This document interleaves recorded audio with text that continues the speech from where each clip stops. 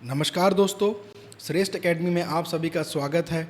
जैसा कि आप सबको पता है, हमारे चैनल में एनएमडीसी एग्ज़ाम 2025 का सिलेबस को कंप्लीट कराया जा रहा है। साथ ही साथ अब तक मैंने अब बस्तर ज़िले के बहुत सारे पार्ट कंप्लीट कर लिए।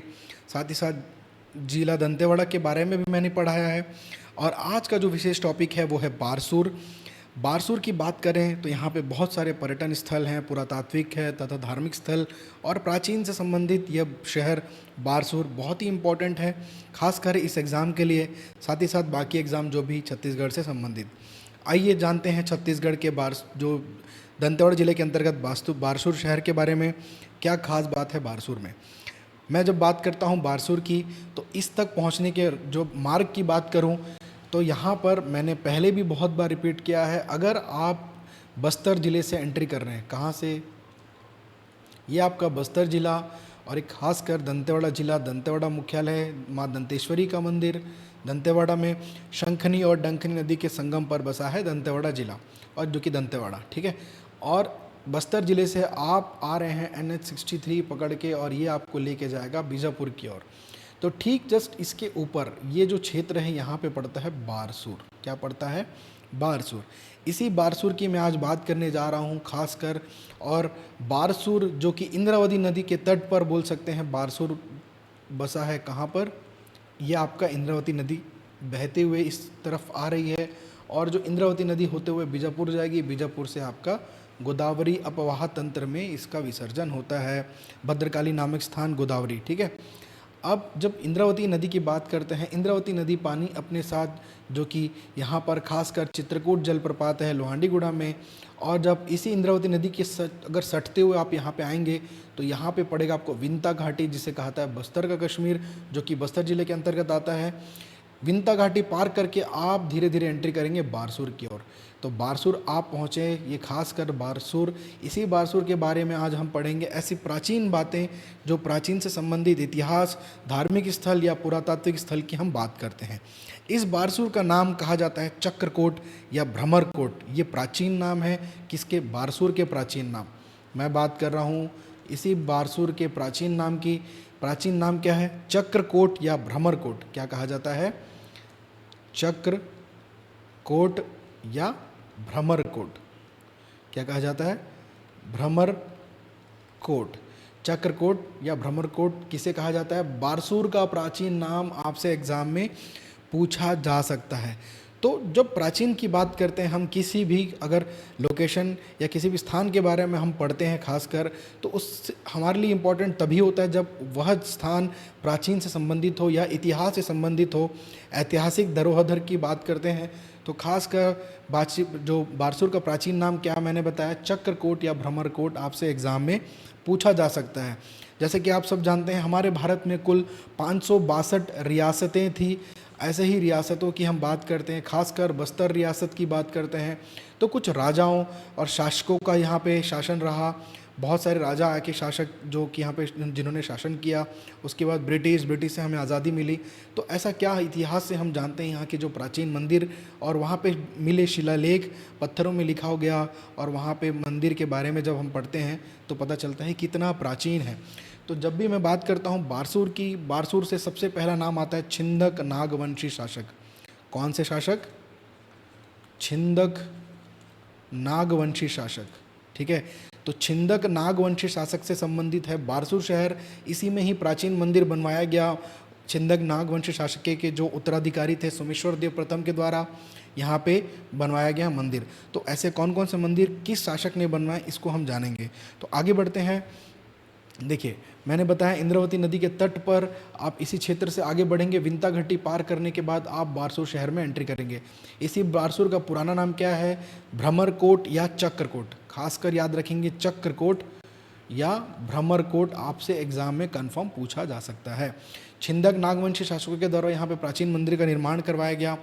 खासकर यहाँ सबसे पहले मंदिर की बात करते हैं, 32वां मंदिर, ठीक है। 32 खंभों पर टिका हुआ मंदिर जो कि बारसूर क्षेत्र के अंतर्गत आता है। इसी बारसूर के बारे में एग्जाम में पूछा गया था पिछले वर्ष, ठीक है। अब देखिए, जब मैं बात करता हूँ, ये जो क्षेत्र है गिदम से आप ऊपर उत्तरी ओर जाएंगे तो पड़ेगा बारसूर, जब दक्षिणी ओर आएंगे तो पड़ेगा दंतेवाड़ा। इसके बारे में मैं पहले भी डिस्कस कर चुका हूँ, बड़े बचेली, किरंदुल के बारे में, कुआंकोंडा और कटेक कल्याण। दंतेवाड़ा जिले में जब भी मैं बात करता हूँ, कुल विकास खंड है 4 और 6 तहसील।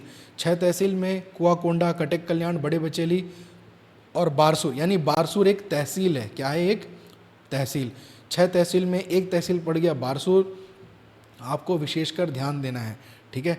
तो 6 तहसील में कौन कौन से? कुआंकोंडा एक हो गया, दूसरा कटेक कल्याण, तीसरा दंतेवाड़ा, चौथा गिदम, पांचवा बारसूर और छठवा बड़े बचेली तहसील।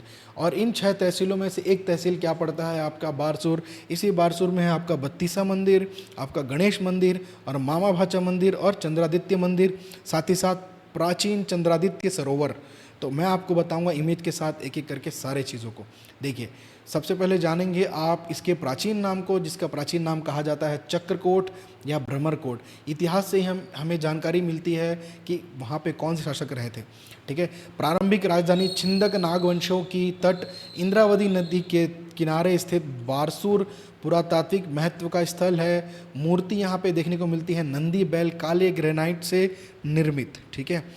तो यहाँ पे सबसे पहले आपको कवर करना है जो मंदिर है बत्तीसा मंदिर।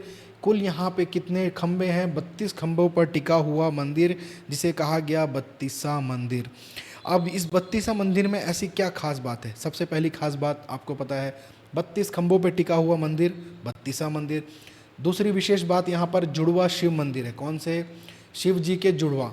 अब जुड़वा शिव मंदिर है, इसी मंदिर में जुड़वा शिव मंदिर के लिए प्रसिद्ध। जुड़वा मंदिर आपसे पूछेगा कि कौन से ज़िले में आता है या कौन से शहर में आता है जुड़वा शिव मंदिर। अब इस जुड़वा शिव मंदिर को बनाया किसने था? तीसरा बात अब याद रखना है, सोमेश्वर देव प्रथम। सोमेश्वर देव प्रथम के द्वारा इसे बनाया गया था, इस बत्तीसा मंदिर को। अब ये मंदिर का निर्माण कब हुआ? ये होता है आपका 11वीं-12वीं शताब्दी में। कब हुआ? 11वीं-12वीं शताब्दी में इसका निर्माण होता है इस मंदिर का। किस शासकों ने बनवाया? चौथा चीज़ आपको क्या याद रखना है, छिंदक नागवंशी शासकों ने बनवाया। तो ये थी छोटी मोटी कहानी इससे संबंधित। उम्मीद करता हूँ सभी को समझ में आया होगा। साथ ही साथ आपसे पूछे जाने वाला प्रश्न, जुड़वा शिव मंदिर कहाँ पर है? पहला क्वेश्चन, किसके द्वारा बनाया गया था? सोमेश्वर देव प्रथम। दूसरा क्वेश्चन, कौन से शासक थे? किस वंश से थे? छिंदक नाग वंश शासक से थे, ठीक है। कितने खंभों पर टिका हुआ है? अगर बहुत बेसिक घुसा तो ये पांचवा, जो कि बहुत सरल आंसर है। बत्तीसा का अर्थ होता है 32 खंभों पर टिका हुआ मंदिर। तो निर्माण 32 स्तंभों में टिका होने के कारण इसे क्या कहा जाता है? बत्तीसा मंदिर कहा जाता है। संबंध, ये दो समान शिव मंदिर से संबंध है। इसमें जुड़वा मंदिर भी कहते हैं, 11वीं-12वीं शताब्दी में बना। और छिंदक नागवंश शासक सोमेश्वर देव प्रथम किसके अनुरोध पर अपनी रानी गंग महादेवी, यहाँ गंगा देवी लिखा हुआ है, इसको क्लियर करेंगे, गंग महादेवी के अनुरोध पर, ठीक है। या गंगा देवी या लिखाएगा या तो गंग महादेवी, आपके एक ही आंसर होगा। गंग महादेवी के अनुरोध पर यह मंदिर को बनवाया गया। आगे बढ़ते हैं, जो हमारा अगला टॉपिक है वो है गणेश, ठीक है। इसे युगल गणेश भी कहा जाता है, युगल गणेश, ठीक है। इस प्रतिमा को आपसे पूछेगा, देखिए कन्फ्यूज़न बहुत होता है एग्जाम में। युगल गणेश की मूर्ति किस जिले में स्थित है और किस शहर में, ऐसा पूछा जा सकता है, पहला प्रश्न। अब देखिए, इस मूर्ति की हाइट पूछा जाएगा, इस मूर्ति की हाइट पूछा जाएगा। एक है 5 फीट और एक है 8 फीट। हमने एक 3 फीट की मूर्ति पढ़ी, ढोलकल गणेश प्रतिमा, जो कि दंतेवाड़ा जिले के अंतर्गत आता है, खासकर फरसपाल नामक ग्राम में और बेलाडीला की पहाड़ी पर है गणेश की मूर्ति। और ये दूसरा जो युगल गणेश प्राचीन इतिहास से संबंधित छिंदक नागवंशियों के द्वारा बनवाया गया, खासकर इसे हमें ध्यान देना है भगवान गणेश की। और ये किस पत्थर से बना है पूछे तो बलुआ पत्थर। कौन सा? तीसरा चीज़ विशेष आपको याद रखना है, बलुआ पत्थर। बलुआ पत्थरों से निर्मित 2 कलायुक्त मूर्ति कहा जाता है, ठीक है। जो छोटी वाली वो लगभग 5-5.5 फीट की है और बड़ी वाली जो मूर्ति है वो 8 फीट की है। तो ये आपसे पूछा जाएगा प्रश्न। सबसे पहला क्या होगा? युगल गणेश की मूर्तियाँ किस जिले में स्थापित है? पहला क्वेश्चन। दूसरा, किस शासकों के द्वारा बनवाया गया? छिंदक नागवंश। तीसरा, किस पत्थरों से निर्मित है? बलुआ पत्थरों से। चौथा, इसकी जो हाइट है कितनी है छोटे गणेश की, छोटी मूर्ति की? 5.5। कैसा पूछेगा? बारसूर में स्थित युगल गणेश में से छोटी मूर्ति की जो हाइट है, युगल गणेश मूर्ति की सबसे छोटी मूर्ति की हाइट कितनी है आपसे पूछेगा। तो 5.5 फीट या 5 फीट आंसर में देगा, तो आपको लेना है 5.5 फीट भी लिख सकते हैं, 5 भी, और 8 फीट का है ये मूर्ति, ठीक है। तो ये आपके लिए विशेष ध्यान रखेंगे। गणेश मंदिर आपको 2 ऑप्शन में एक ही देगा, 5 या 5.5 देगा, ठीक है, तो ये आप ध्यान रखेंगे विशेषकर। अगर 5 साढ़े 5 दोनों देता है तो 5.5 लीजिएगा। गणेश समर्पित, भगवान गणेश की बलुआ पत्थरों से निर्मित 2 कलायुक्त मूर्तियां हैं। गणेश जी की 2 मूर्तियां हैं, जिसमें छोटी मूर्ति 5.5 फीट और बड़ी मूर्ति 8 फीट। तो उम्मीद करता हूँ गणेश मंदिर के बारे में भी क्लियर होगा। आइए अगला जानते हैं, जो कि मामा भाचा मंदिर। इसे मामा भाचा मंदिर क्यों कहा जाता है? देखिए, ऐसा माना जाता है, किंवदंती के अनुसार, मान्यता अनुसार मामा भाचा जो कि सजा दी गई थी दोनों को, कि आपको, मामा भाचा को सजा दी गई थी, भाई अगर आप एक दिन में ये मंदिर को निर्माण नहीं करते तो आपका कत्ल कर दिया जाएगा, आपकी हत्या कर दी जाएगी। क्या कर दिया जाएगा? आपको मौत के घाट उतार दिया जाएगा अगर एक दिन में ये निर्माण नहीं होता है। तो इन्होंने इस पूरे मंदिर का निर्माण एक दिन में कर दिया था। ठीक है, तो क्या कहा गया था? मामा भाचा को सजा दी गई थी कि वे यह मंदिर एक दिन में निर्मित करेंगे, नहीं तो एक दूसरे को मार देंगे, परंतु उन्होंने इस मंदिर का निर्माण एक दिन में पूरा कर दिया और इस प्रकार इस मंदिर का नाम पड़ा मामा भाचा मंदिर। और ये जो मंदिर बना है खासकर किससे बना है? बलवा पत्थर, बलवा पत्थर। तो पूछेगा मामा भाचा मंदिर किस पत्थर से बना है? बलवा पत्थर या बलुआ पत्थर सुनने को कहा जाता है। उसी प्रकार यहाँ पर भी आपका बलुआ पत्थर बना है, गणेश मूर्ति जो है ना, इन्हीं पत्थरों से निर्माण किया गया मामा भाचा मंदिर। आपसे ये पूछा जाएगा कितने दिनों में इस मंदिर का निर्माण हुआ? सबसे डीप में जाएगा तो एक दिन में इस मंदिर का निर्माण करवाया गया था। ठीक है, वरना मामा भाचा एक दूसरे को मार देते, ऐसी इन्हें सजा दी गई थी। ठीक है, इस मंदिर की दीवारों पर कलात्मक शैलियों के उकेरा गया है तथा इसके शीर्ष के थोड़े नीचे अलग बगल में 2 शिल्पकार मामा भाचा की प्रस्तर प्रतिमा निर्मित है खासकर। ठीक है, तो ये है विशेष इस चीज़ संबंधित। किंवदंती, मान्यता के अनुसार मामा भाचा को सजा दी गई थी कि वे यह मंदिर एक दिन में निर्मित करेंगे, नहीं तो एक दूसरे को मार देंगे, परंतु उन्होंने इस मंदिर का निर्माण एक दिन में पूरा कर दिया। इस प्रकार इस मंदिर का नाम पड़ा मामा भांचा। और निर्माण आपसे पूछे तो बलुआ पत्थर, इस मंदिर की दीवार पर कलात्मक शैलियों को उकेरा गया है तथा इसके शीर्ष के थोड़े नीचे अगल बगल में 2 शिल्पकार मामा भांजा की प्रस्तर प्रतिमा निर्मित है। ठीक है, अगला देखते हैं, ये आपके लिए इंपॉर्टेंट है, चंद्रादित्य भी। ठीक है, चंद्रादित्य मंदिर, इसे कहा गया चंद्रादित्य। ये कब बना? आपका 11वीं शताब्दी में बनता है चंद्रादित्य मंदिर। इसे किसके द्वारा बनाया गया? छिंदक नागवंश शासक धरावर्ष के सेनापति चंद्रादित्य के द्वारा बनाया गया। ठीक है, किसके? आपसे पूछा जाएगा चंद्रादित्य मंदिर जो बनवाने वाले चंद्रादित्य थे वो किसके सेनापति थे? तो याद रखेंगे राजा धारावर्ष के सेनापति थे। धारावर्ष, राजा धारावर्ष के सेनापति कौन? चंद्रादित्य। इन्होंने ही चंद्रादित्य मंदिर का निर्माण करवाया 11वीं शताब्दी में। और ये किस वंश से संबंधित है? खासकर छिंदक नागवंश शासक से संबंधित है।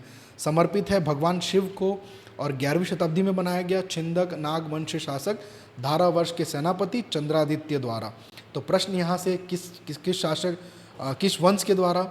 दूसरा प्रश्न किस राजा के आदेश पर? तीसरा प्रश्न कौन से सेनापति? चंद्रादित्य सेनापति। और अगर चौथा पूछा जाए कौन सी शताब्दी आपसे पूछ ले तो 11वीं शताब्दी। पांचवा किस भगवान को समर्पित है? तो शिव जी को समर्पित है। तो इस एक टॉपिक से आपके 5 क्वेश्चन कवर होते हैं। अगला क्वेश्चन या अगला टॉपिक, प्राचीन चंद्रादित्य सरोवर भी देखा गया है खासकर। ठीक है, चंद्रादित्य सरोवर समुद्र नामक सरोवर बारसूर में स्थित है। ठीक है, ये भी चंद्रादित्य के द्वारा बनाया गया, याद रखेंगे ये सरोवर को। तो आपके लिए ये खास इम्पॉर्टेंट जो बारसूर संबंधित मैंने ये टॉपिक कंप्लीट कर दिया। उम्मीद करता हूँ सबको समझ में आया होगा। कृपया अपने दोस्तों से शेयर करें और बेल आइकन पर नोटिफिकेशन को क्लिक करना ना भूलें, क्योंकि मैं आपके लिए बहुत सारे इंपॉर्टेंट टॉपिक पे लेके आऊँगा क्वेश्चंस, और साथ ही साथ एक टॉपिक के ऊपर कैसे क्वेश्चन बन सकते हैं इस चीज़ को भी मैं कवर करूँगा। और बारसूर को तालाबों की नगरी कहा जाता है, ये आप मत भूलिए, क्योंकि लगभग 147 से 149 के आसपास यहाँ पे जो तालाब पाए गए हैं। तो ये आपके लिए विशेष कर मैं ऐसे टॉपिक पे अच्छे से आपको पढ़ा रहा हूँ ताकि आपके एग्ज़ाम में ये सब काम आए। अब मिलते हैं नेक्स्ट सेशन में, जब मैं दंतेवाड़ा जिला के बारे में जो एनएमडीसी का जो खास कर टॉपिक है उसको मैं कराऊंगा। मैं पहले भी पढ़ा चुका एनएमडीसी के बारे में, तो आप वहाँ से भी पढ़ सकते हैं अगर आपको कवर नहीं हुआ है।